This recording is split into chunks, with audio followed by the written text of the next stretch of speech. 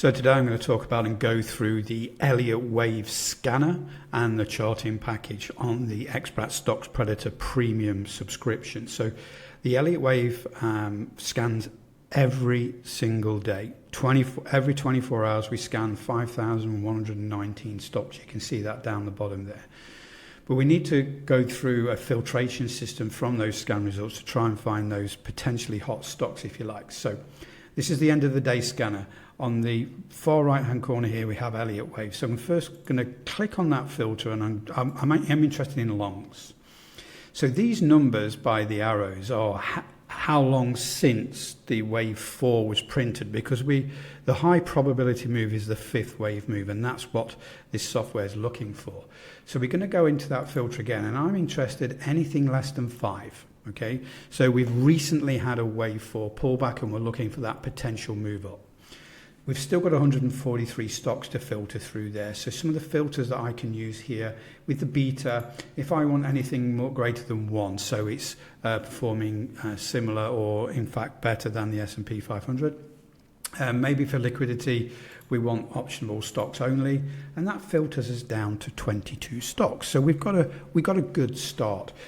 So I'm going to pick GIL here, for example, and it'll load up on the charts here. So let's do a little bit of work on the charts to figure out if this is a good fit and some of the things that we need to do.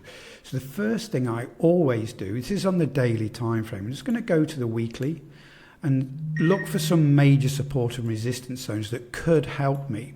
So I've got a big pivot here, and we are just about approaching that pivot there as well. So what I'm going to do is just going to draw a little bit of a support and resistance zone in there. I'm taking in the top of this big red candle as well. Just want to go slightly lower for this pivot here, and we had quite a few weeks where we were clustering around this sort of price. So we're approaching that right now, and that's a good sort of resistance zone that I'd like to see it hold. And if that holds and starts to move back up, then we can understand there's confluence there on the weekly support zone, but also on the daily pullback zones for the Elliott Wave indicator suite. So we've got confluence. So the pullback zones, we're in the amber zone right now. So that's an 80% probability. If we start to turn around, it's going to go on and hit this 5th wave target zone around about, $64, $65, something like that. So that's a good start. I'm understanding there's linear confluence there with those pullback zones and that weekly support. So the next thing for me is the Elliott Wave Oscillator, this oscillator down here. There's certain rules here, and this is a very simple measurement. So I'm going to go and look for my fib retracement, and then I'm going to click on the 0 line of the oscillator here, and then I'm going to go to the highest point on the wave 3 and click again.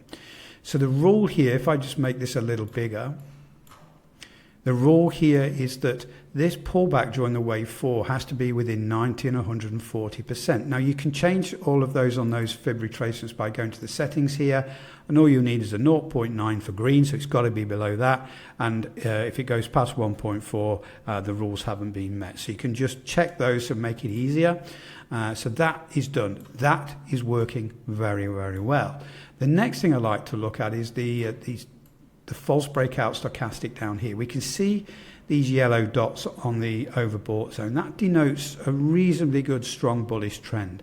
And then when the stochastic during the wave 4 pulls back and crosses over in the oversold zone, together with the oscillator being between 90 and 140, together with this pullback zone finding support and moving on, is a really, really good setup. So now what do we look for entry? I'm looking for, I'm looking for pivots here to make sure I'm clear for when we were looking for that entry. So I'm looking for a daily sort of resistance zone. We can see this pivot here that pulled back.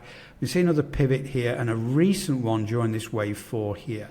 So what I'm going to do is I'm going to mark this up with this pivot here and this pivot here. I'm going to change that color because I used the purple for weekly zones. I'm going to use gray for my daily zones.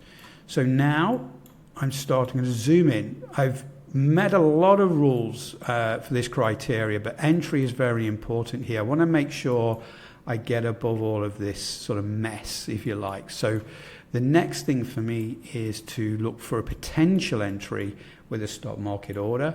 And I'm just going to draw a line just above there. 58.83 looks like a sensible entry. Just going to change that color to green, green for go. And I am then going to draw my stop, which is below the wave 4 pivot right now, okay, which is in that support zone. This may change if we continue to go down, but right now I'm just marking my charts up and making sure that this is a potentially good trade. So the next thing I'm going to do is going to measure risk reward to that 5th wave target zone. This time I use the trend-based fib extension, and this is a 3-click tool, so you're clicking on the stop, the entry, and then you're moving it along the entry just to show that fib extension there. So as we can see right now, as we sit, we're 1 to 1.6 into that 5th wave target zone, which is good for me. Around about 1 to 1 to this wave 3 pivot. Again, this was a double top pivot here. So I need to be aware that if we get into this long trade, once we start to get to this 1 to 1 scenario, I either make a decision to take the profit or I adjust my stop to make sure that I'm risk-free. So that's that potential here. So again, with the stocks predator, it's really, really simple. Go for those scan results every day and start to do the work. I'm going to go through another example in a minute, but what I'm going to do at this moment in time is use the journaling functionality on the stocks predator to help me sort of put everything together so I don't forget. So this little thing next to GIL here is my journaling. So one of the first thing I want to do is take a screenshot of the chart that I've just worked on, and that appears in there. So the next thing is we need to put in entries, that sort of thing. So we said the entry would be at 58.86. So potential entry 58.86 with stop below wave 4 pivot.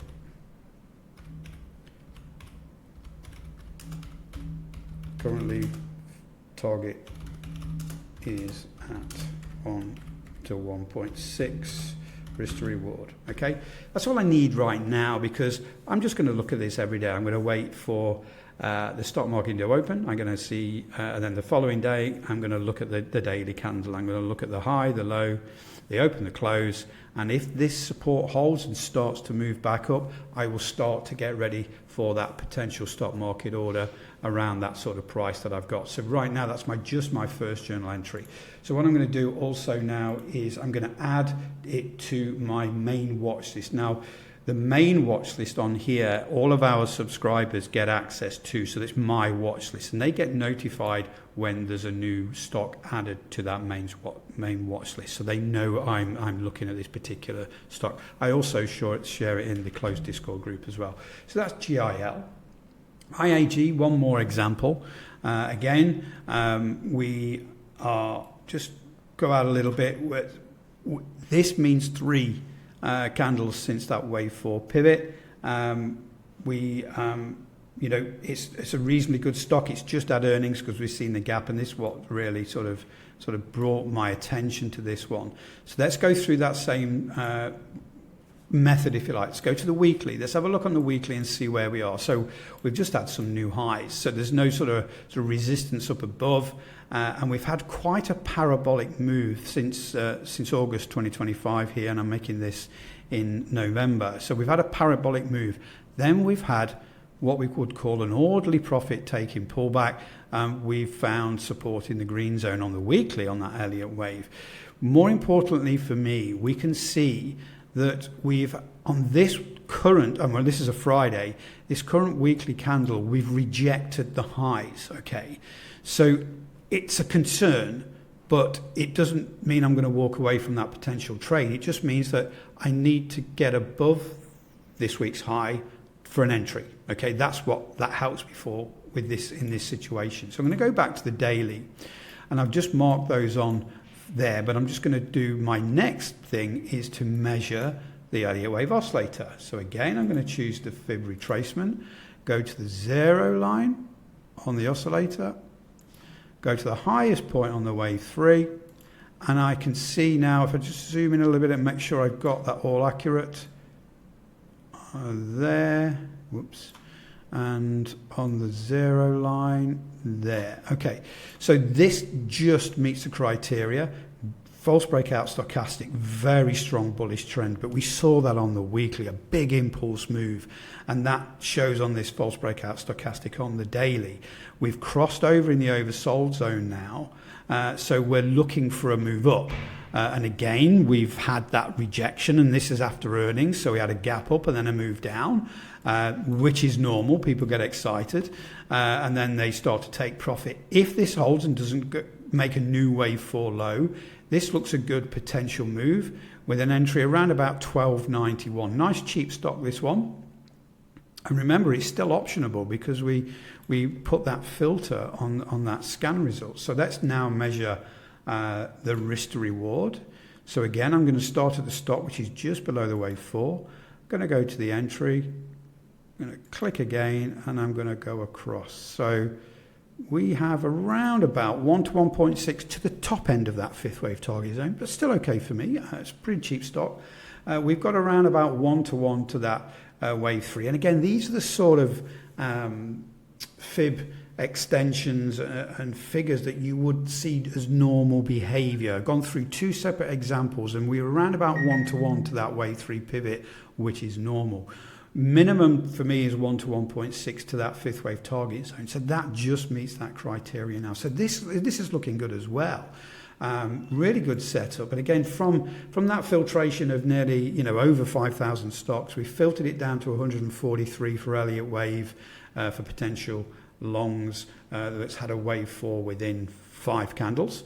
And then we did a little bit more filtration just to get some really good volatile stocks that can get some good volume with that beta. Then we want optionable, so we got some good liquid stocks, and then we got that down to 22 stocks, and I've just picked 2. So the next thing I'm going to do again is to put this together on my, I'm going to take a screenshot on my journaling. Okay, potential entry at 12.91 with stop just under wave 4 pivot. I'm just going to put another note about entry.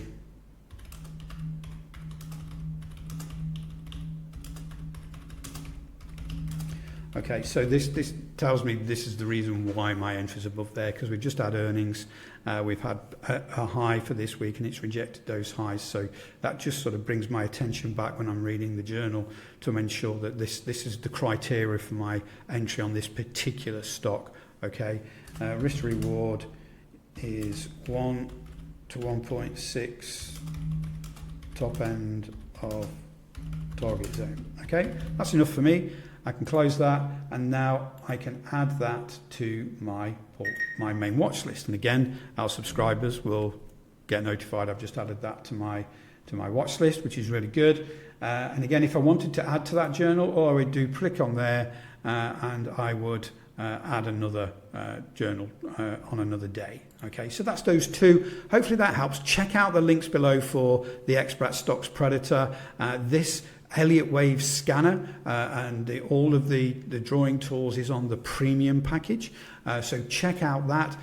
We do have the Confluence Scanner, and again, within the YouTube playlist, we talk about that, and I'll make other videos on how to use that Confluence Scanner to look for those potential confluence moves as well. So check out those links below. Don't forget to subscribe to the YouTube channel, and I'll speak to you all really soon.